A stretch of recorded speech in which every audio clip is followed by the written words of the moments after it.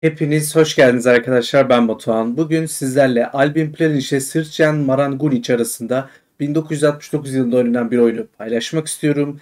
İsterseniz başlayalım. Bu oyun ortasında bir de açılışta da diyebileceğimiz kesimlerde hatalar olsun vesaire. Bu yönleriyle çok ilgimi çekti. O yüzden sizlerle paylaşmak istedim. Analizimize geçmeden önce videolarımdan memnunsanız like atmayı, analizlerimi beğeniyorsanız, örnek veriyorum, Albin Planic'in maçlarını daha çok istiyorsanız bunları da yorumlar kısmında belirtebilirsiniz. Ve de içerikten memnunsanız da abone olup bildirimleri açabilirsiniz diyerek isterseniz şimdi analizimize başlayalım. E4, D6, D4, at F6. At C3'ten sonra bu açılış bana bir yerden tanıdık geliyor. Sevdiğim açılışlardan biri mi acaba diye düşünmedim değil. G6 hamlesi geldi. Yani Marangunic ne yapıyor? Pik savunmasını oynuyor. Benim çok fazla olmasa da sevdiğim, yani ama sık da oynamadığım bir savunma diyebilirim. Bazı sakıncaları var çünkü. Rakibimiz yani Marangunic de bunu tercih etmiş. Planic at F3 oynadı. Bir G7, fil E2. Şöyle bir şey sorabilirsiniz. Hani bunun sakıncası nedir? Birazdan göreceksiniz ne gibi bir sakınca olduğunu. O yüzden fazla tercih etmediğim bir savunma diyebilirim ama seviyorum da, bir tuhaf bir ilişkimiz var. Fil E2'den sonra şimdi Marangunic kısa rok attı. Fil E3 hamlesi oynandı. Şimdi şöyle bir durum var. Fil E3 gibi bir hamleyi neden oynuyoruz? C1'deki yani başlangıç karesindeki kareden, yani E3 karesinde filimiz daha etkili bir durumda olduğu için aslında fil E3 gayet de mantıklı ve zaten kitap hamlesi olarak da sık oynanan bir hamle. Burada şimdi Marangunic fil G4 hamlesini oynuyor. Aslında ufaktan yanlışlık içeren bir hamle ben olduğunu düşünüyorum. Burada oynanabilecek hamleler E5, işte at BD7, belki B6, fil B7 gibi hamleler oynanabilirdi. Ya da C5 gibi bir hamle tabii ki oynanabilirdi ama Marangonic fil G4'te direkt filini açmayı, hareketlendirmeyi tercih etmiş. Burada şimdi vezir D2 hamlesi oynanıyor. At C6, D5 hamlesi oynandı. Ve burada Marangonic aslında fil çiftini vermeyi tercih ediyor. Burayı pek anlayamadım. Enteresan. Çünkü burada dikkat edin, GF3'ten sonra şimdi biz uzun rok attıktan sonra D karesindeki kalemizi de bu tarafa getireceğim ve buraya çok kuvvetli bir bakış açımız var aslında. Kalelerimiz çok kuvvetli bir şekilde bakıyor. İncelediğinizde fil ve vezirde bakıyor. Yani gerçekten biraz tuhaf karşıladığım bir hamle oldu. Şimdi bakıyoruz plan için konumu 1.1. Yani rakip burada nasıl dayandı, nasıl şey yaptı diye düşünürsek aslında dayanıyor. Ama ne kadar dayanıyor onu da bilemeyiz şimdi. Diyormuşum, şaka yaptım. Evet. GF3'ten sonra şimdi at E5 oynandı. Burada bilgisayarın önerdiği en kuvvetli hamle H4 hamlesi. Plan işte zaten H4 hamlesini oynadı. Burada C5 hamlesi geldi. Bilgisayarın tekrar önerdiği hamlelerden biri olan H5 hamlesi veya fil H6 hamlesi var. Burada Planic H5 hamlesini, H5 hamlesini oynadı. Ve burada bilgisayarın rakibimiz yani Marangonic için en kuvvetli önerdiği hamle B5 hamlesi olsa bile gerçekten çok kötü bir konumda kaldığını söyleyebiliriz. Burada B5 hamlesinden sonra fil H6 oynayarak aslında bir tık bu üstünlüğünü yitiren Planin için hamlesine karşılık at H5 hamlesi geldi. Fil G7, şah G7, fil G7 hamlesi biraz aslında fil çiftini vermemiz bakımından yanlışlık içeren bir hamle olsa da aslında bence uzun roktan sonra kale DG1 hamlesiyle buraya getirmek hala çok kuvvetli bir olasılık gibi gözüküyor. Burada şimdi aslında şöyle bir durum var. Ben şimdi uzun roku sürekli belirttim ama burada aslında bilgisayarın önerdiği uzun rok hamlesi 3. sırada yer alıyor. Yani aslında plan için yaptığı hamle benim düşündüğüm gibi uzun rok hamlesi ama burada bilgisayarın önerdiği iki hamle var. At B5 hamlesi veya F4 hamlesi. Aslında F4 hamlesini incelediğimde F4 hamlesi gerçekten kuvvetli bir hamleye benziyor ama şimdi at C4, fil C4, ve C4'ten sonra uzun rok yaptığımızda bilgisayar bunu öneriyor. Ama şöyle bir durum var. Ben filmi şuradaki yani at H5'i özür diliyorum. H5'teki atı almakla tehdit edebilecekken bir de GH5'ten sonra şuraya kale DG bile geldiğinde daha kuvvetli bir saldırı yapabilecekken böyle bir konumla oluşması aslında sıkıntı gibi geldi bana. Bilmiyorum, yanlış da düşünüyor olabilirim. Bu konuda fikirleriniz varsa tabii ki yazabilirsiniz. F4 hamlesi değil de mesela ne öneriyor başka? At B5 hamlesi öneriyor. At B5'i aslında daha sonra da yapabiliriz. Acelesi yok diye düşünüyorum. Ama Planinc yani insan olarak haliyle önce bir şahının güvenliğini sağlamak istiyor. Ben de şahsen böyle düşündüm. Ve Planinc'in hamlesiyle devam edelim. Uzun rok aslında çok da yanlışlık bir şey yok bence. Burada rakibinizin nasıl yanıt vereceği çok önemli. Rakibiniz burada B4 gibi bir hamleyle yanıt vermiş olsaydı gerçekten biraz sıkıntıya düşebilecektiniz. Ne bileyim, atınızı A4'e gelecektiniz. Belki biraz kötü konumda oluyor. Belki de B1'e gelecektiniz. Burası zaten sıkıntılı bir kare. At için onu nasıl oradan çıkaracağınız biraz meçhul diyebilirim. Peki devam edelim şimdi. Burada peki Maranguric B4 hamlesini mi oynadı? Hayır. Burada F5 hamlesini oynadı ve büyük bir hata yapıyor aslında. Peki bu büyük hata sonucunda bahsettiğim, daha deminden beri söylediğim bir hamle var fark ettiyseniz. Çünkü bu hamle çok kuvvetli bir hamle. Kale DG1 hamlesi. Kale DG1 hamlesi uzun vadede o kadar etkili bir hamle ki birazdan da sonuçlarını göreceğiz zaten.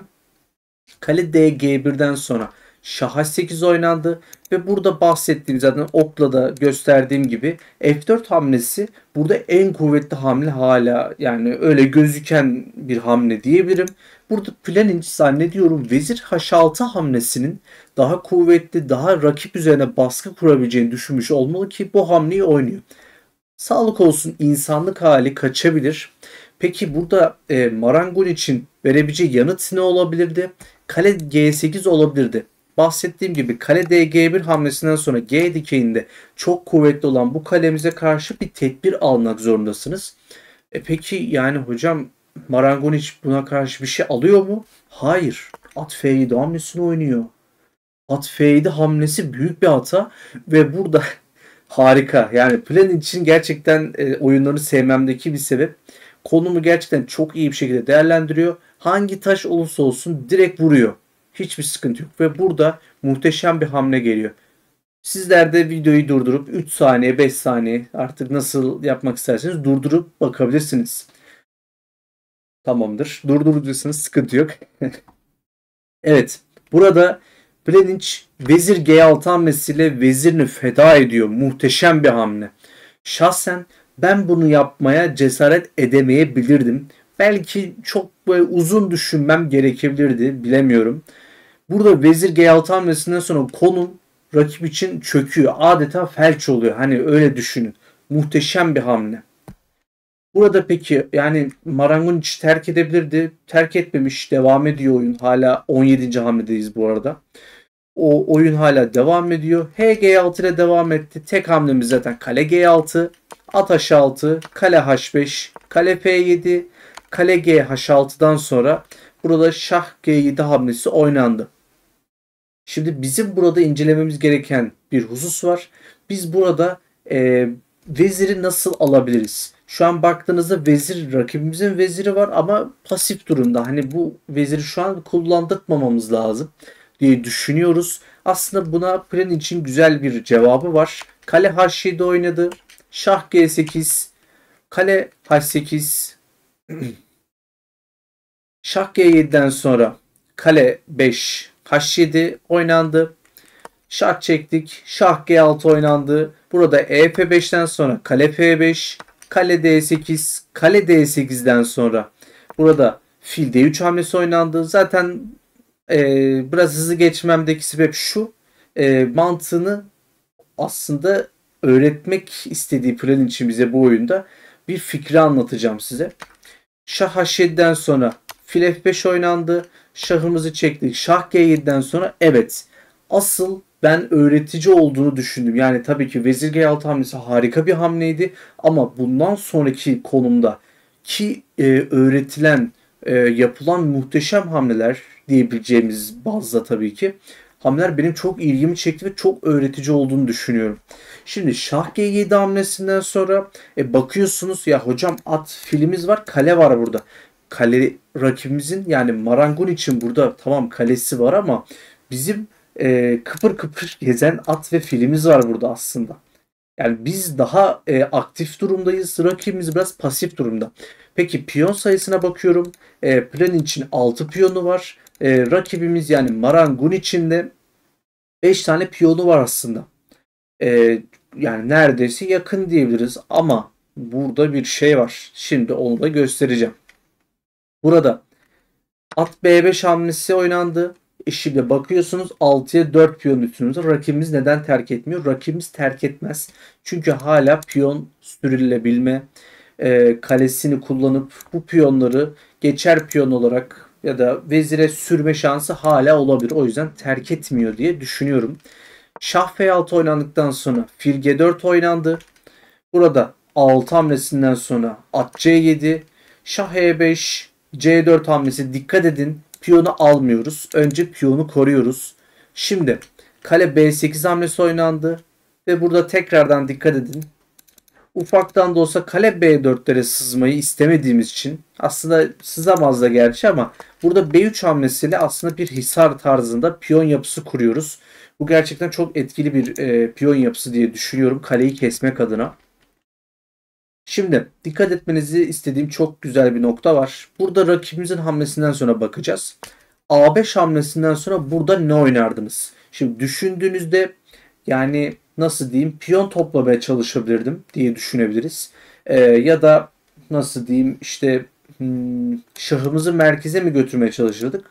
Olabilir. Başka bir şey var mı? A4'te belki şah C2 hamlesinden sonra değil mi? A4'te şu piyonu bir şekilde kesmeye çalışırdık diye düşünüyoruz. Burada plan için aslında pratik fikri yani mantıklı olan fikri bence burada zaten kendisini gösterecek. Şah D2 hamlesini oynamış öncelikle. Şah D2'deki amaç şahı merkeze götürebilmek ve buradaki double piyonları bir şekilde kullanabilmek diye düşünüyorum. Burada kale H8 oynandı. Şah E3'ten sonra dikkat edin şahımız merkeze doğru gidiyor artık. Ufaktan bir şekilde piyonları sürmeye çalışacağım. Yani F4 oynadıktan sonra zaten burada kale H3 gibi bir şeyden çekilmemize gerek yok. Filimiz burada sabit durumda. Peki rakibimiz burada nasıl devam edebilir? Kale H1 ile devam edebilir. Dediğim gibi A piyonu toplamaya çalışabilir. Buna da yanıtımız zaten A4 gibi bir hamle belki olabilir diye düşünüyorum. F4 hamlesinden sonra şah F6 ve at B5 hamlesinin etkili bir hamle olduğunu tekrar söyleyeyim. Bunun çünkü güzel mantıklı bir fikri var. Devam edelim. Kale C1, fil E2, kale C2 hamlesinden sonra şimdi burada A4 oynandı. Kale C1, şah D2 fark ettiyseniz siyah şahı biraz merkezden uzaklaştırdıktan sonra kendi şahımızı biraz ufaktan geri çekiyoruz. Kale H1, at A7. Şimdi hamle geliyor. Kale H8'den sonra at C6 hamlesi aslında çok güzel bir hamle diye düşünüyorum. Çünkü kale A8'den sonra ufaktan da olsa kaleyi bir şekilde A5 piyonun savunmasına bağlıyorum. Çünkü dikkat ederseniz bu A piyonun sürülme potansiyeli çok yüksek. Siz bunu nasıl engelleyeceksiniz? Gerçekten hiçbir fikrim yok ve konuma baktığınızda çubuk zaten artık artı 6'yı gösteriyor. Neredeyse taşacak yani çubuktan. Yani rakibimiz hala devam etmeyi tercih etmiş. Hızlı geçelim buraları. Fil G4, şah F7, şah E3, şah F6, şah E4'ten sonra kale G8, F3, fili korumak. Çok mantıklı. Kale H8, planı zaten artık ufaktan da olsa zaten konumu bitirecek hamleleri yapıyor, hazırlıyor diyelim daha doğrusu çekilmesini rakibimizin. Burada fil E6 oynandı. Şah G7, şah F5'ten sonra kale A8 tekrardan A5 piyonuna bağlı bir kaleyle yani savunmasına bağlı bir kaleyle karşılaşıyoruz ve at E7 hamlesinden sonra burada rakip terk etmiş. Artık Marangonic tutamayacağını varsayarak burada terk etmiş. Peki neden? Devam edemez miydi? Bak burada kale B8 gibi güzel bir hamle var. Neden yani terk etmiş diye düşünebilirsiniz. Çünkü at C8, kale B3, at D6, kale B4, fil D7, şah H7. İşte artık şah E6'dan sonra da zaten bu F piyonlarını, hatta bu arkadaki piyonu da nasıl engelleyeceksiniz? Engelleyemezsiniz. Çok zor. Rakibimiz Marangur işte, yani artık Krilinch'in bu kuvvetli hamlelerine dayanamayarak yani artık rakibine yani saygı duymuş mu diyelim, artık ne diyelim, çekilmiş yani diyelim. E,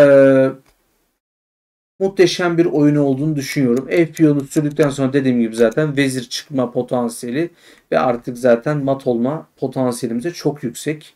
O yüzden Baranguç dediğim gibi terk etmiş. Evet, umarım analizimizi beğenmişsinizdir. Umarım güzel analiz yapabilmişimdir. Analizimiz tamamlandı diyelim. Umarım videomu beğenmişsinizdir. Videoyu beğenseniz like tuşuna basabilirsiniz. Plan için bu oyunları hakkındaki düşünceleriniz ya da başka ustaların oyunlarını incelememi isterseniz Necmettinov, işte Fischer, Kasparov, Carlsen tabii ki de olabilir, Nakamura gibi ustaların oyunlarını incelememi isterseniz de yorumlar kısmında belirtebilirsiniz ve de içeriklerimden memnunsanız abone olup bildirimleri açabilirsiniz diyerek videoyu kapatmak istiyorum. Kendinize iyi bakın. Satrançta kalın.